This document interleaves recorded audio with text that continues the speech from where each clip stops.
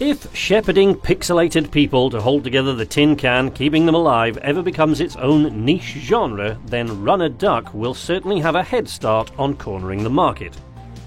Their 2017 World War II crew management sim, Bomber Crew, was much more fun than I expected this sort of management game to be, and my livestream community enjoyed it so much they were chomping at the bit to get hold of the sequel, Space Crew.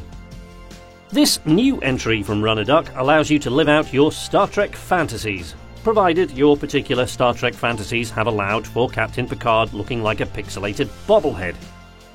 There are many more sci-fi influences here too, from The Last Starfighter to Star Wars and Battlestar Galactica, to name but a few. Curve Digital sent me a pre-launch copy of Space Crew for review, and I've pretty much been playing it ever since. I played an early demo of the game back in the summer, and I have to say the game has improved quite a lot even in that short time. I would honestly have been happy with just more Bomber Crew, but on a spaceship, since I'm pretty sure I'd be happy filling out insurance forms if I could do it on a spaceship. All the best things happen on spaceships.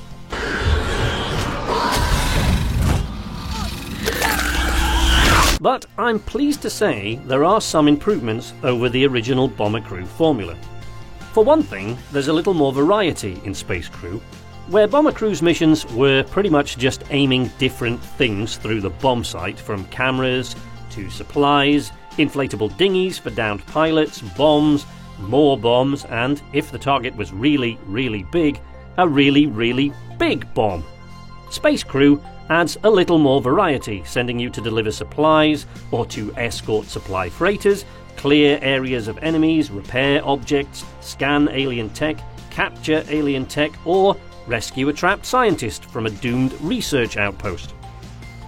I say a little more variety because there is still a great deal of repetition, especially in the early parts of the game. I have no idea how Professor Scott keeps getting stranded on the same doomed research outpost, but I've watched it explode several times now, sometimes irradiating my crew as it does so.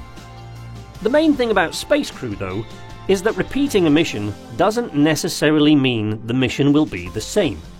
The variety comes not just from where you are in the campaign, but from where your ship and your crew are in terms of skills and equipment.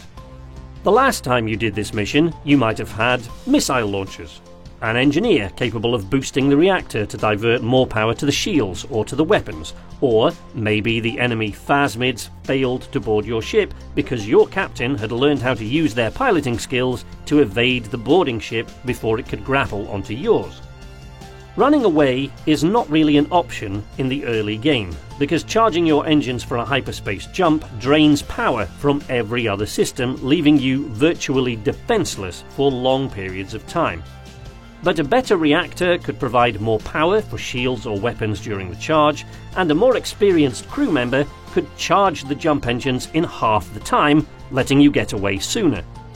However you led your crew to victory on that occasion, it's entirely possible that your overconfidence led them to early graves on the next one, because you were too busy blasting phasmid invaders like a steely-eyed hero to notice your crew suffocating because your useless engineer was not sufficiently flame retardant to repair the O2 generator before burning to a crisp like the lazy bastard that he was, and depriving everyone else of their breathing privileges. When you do meet your inevitable doom, you'll be pleased to know that the United Defense Force will have a shiny new ship ready for you, along with a lineup of grinning, eager new recruits to choose from, all blissfully ignorant of the horrors you're about to lead them into.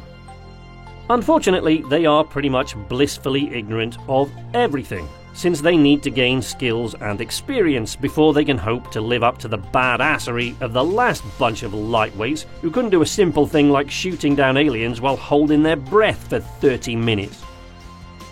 The ship, too, is not quite as well equipped as the last one, so you'll have to press on into harder missions without all the shiny stuff you had during the easier one you just died trying to complete. Unless you repeat some of the easier missions first to gain the XP and currency needed to give you back a fighting chance.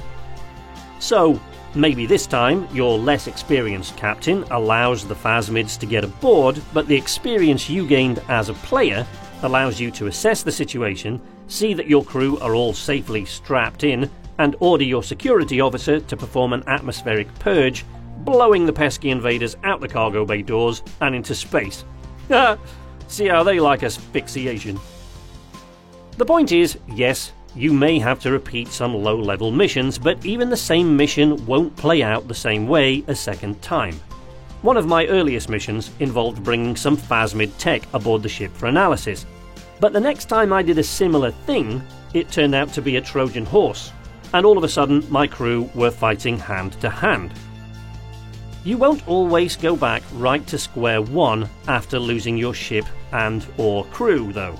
The devs are mindful of how game-breaking something like that can be, and so as you progress through the skill levels and equipment unlocks, any new crew or new ships required after a fatal exploding incident will be only a couple of levels below where you were when you last left the station.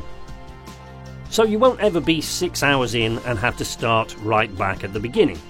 The new recruits, though not equal to the skills of the ones you just killed with your incompetence, will still be higher level than the ones you started with, usually only 1 or 2 skill levels below the crew that they are replacing.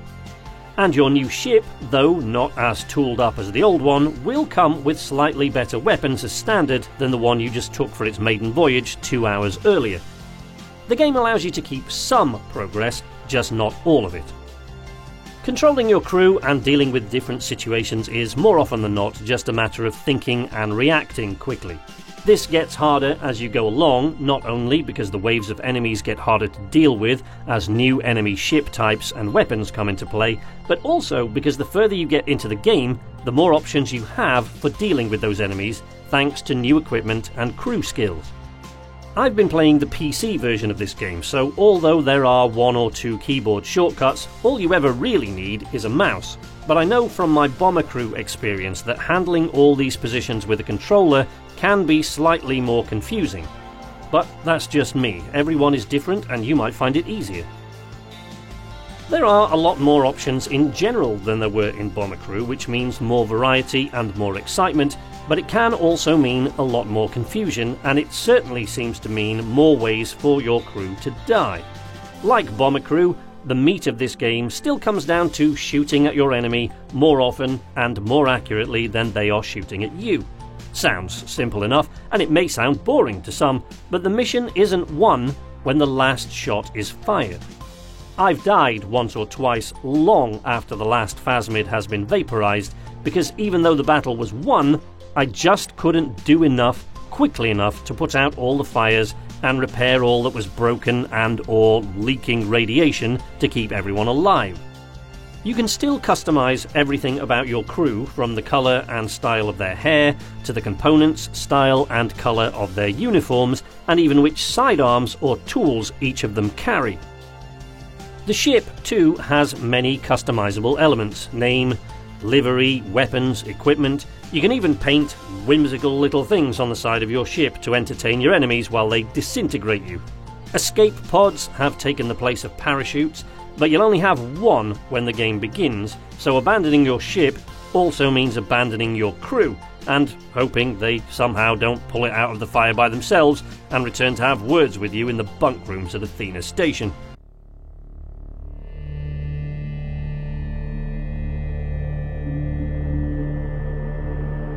This game has 1 or 2 issues, as all games do, but these are honestly so minor in the case of Space Crew, it's difficult to call them issues at all. Once again, it would be nice to have some sort of multiplayer system in a game like this, which many people were hoping might be added to Bomber Crew, but never was. The tagging system can be a bit of a pain. It's easy to accidentally tag something you don't want to, but tagging sensitivity can be adjusted in the in-game menu. And I would very much like to see the addition of a system that allows you to tag just one specific ship, temporarily ignoring all other objectives, because the Phasmid champions, at least when they just show up during regular missions, are almost impossibly hard to kill.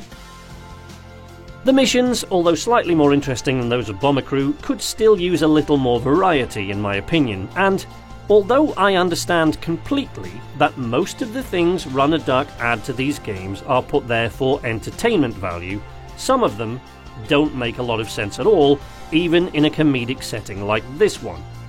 What I'm thinking of specifically here is the way my crew members can pilot a starship, balance reactor power, operate turrets and tractor beams, heal crewmates and repair fusion reactors, shield generators and radiation leaks.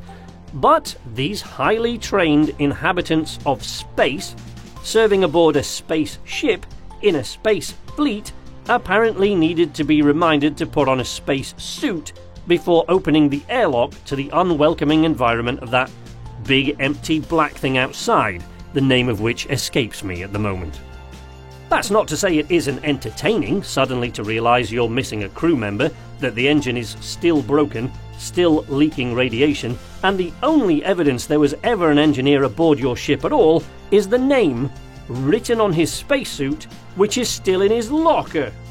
I mean, come on! Couldn't the ship's computer have stopped him at the airlock and said, Are you sure you want to go out there dressed like that? It's pretty cold outside. All of these things are petty gripes in the scheme of things. Visually, it isn't vastly different from its predecessor, but I've encountered not a single bug or crash in Space Crew so far, and I've played over 30 hours of it at the time of writing this review. Not to mention that both this game and Bomber Crew, with all its DLC, were made by a 2-person development team in Brighton. Taken for the flat-out, crazy, panic-inducing fun that these games are intended to be, I'd say that's a pretty good record, especially when you consider the relatively low price point. If you're looking for a realistic, deadly serious space adventure, this is obviously not for you. But if your command style is more Zap Brannigan than William Adama, and the thought of running round trying to fix system failures while your crewmates run around you in flames trying to shoot alien boarders excites you, I heartily recommend it as tremendous fun for absolutely everybody. Except maybe that guy. Those have been my opinions of Space Crew, but if you want to make up your own mind about it, you can play it on PC, PS4, Xbox or Nintendo Switch from Thursday, October 15th. That's all from me, but you can check me out live on Mondays and Wednesdays from 8:30 PM GMT and on Saturdays from 9:30 PM GMT right here on YouTube. I'm currently in the middle of a Space Crew playthrough on stream, and I expect I'll be playing it until at least October 21st if you want to drop in and join my community over there. We've got some great games arriving over the coming months, or you can catch up with most of us in the Nights Arcade Discord, which you can find links to in the video description, or on my channel header, along with links to my Twitter, Facebook, and my Patreon page if you feel like supporting my channel. But until next time, from Nights Arcade, this is Sleepless Night, saying nighty-night.